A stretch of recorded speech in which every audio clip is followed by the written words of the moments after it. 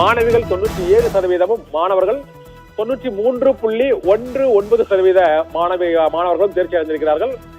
மாணவர்களை விட மாணவிகள் வழக்கம் போல 3% வரை அதிகமான மாணவிகள் தேர்ச்சி அடைந்திருக்கிறார்கள்.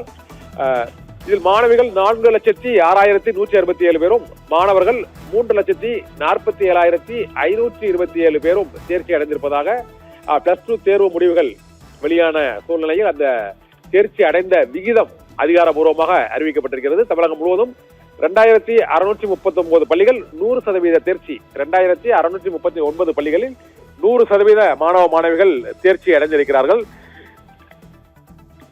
மாணவிகள் தேர்வு எழுதியவர்களில் 4,18,000 பேரில் 4,06,127 பேர் தேர்ச்சி அடைந்திருக்கிறார்கள். இதே போல மாணவர்களில் 3,72,930 பேரில் 3,47,527 பேர் தேர்ச்சி அடைந்திருப்பதாக அறிவிக்கப்பட்டிருக்கிறது.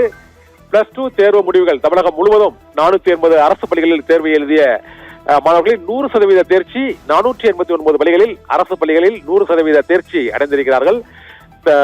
100க்கு 100 மதிப்பெண் எடுத்த படித்தவர்கள் ஒவ்வொரு பாடத்திலும் அந்த விவரங்கள் வெளியாகி இருக்கின்றன. தமிழ் பாடத்தில் 83 பேரும், ஆங்கிலத்தில் 21 பேரும், இயற்பியல் பாடத்தில் 105 பேரும், வேதியியலில் 632 பேரும், உயிரியலில் 784 பேரும் தேர்ச்சி அடைந்திருக்கிறார்கள். இதே போல 100க்கு 100 மேத்தமெட்டிக்ஸ் கணிதத்தில் 732 பேரும், தாவரவியலில் 31 பேரும், விலங்கியலில் 18 பேரும், கணினி அறிவியல் பாடத்தில் கம்ப்யூட்டர் சயின்ஸ் பாடத்தில் 6,945 பேரும்,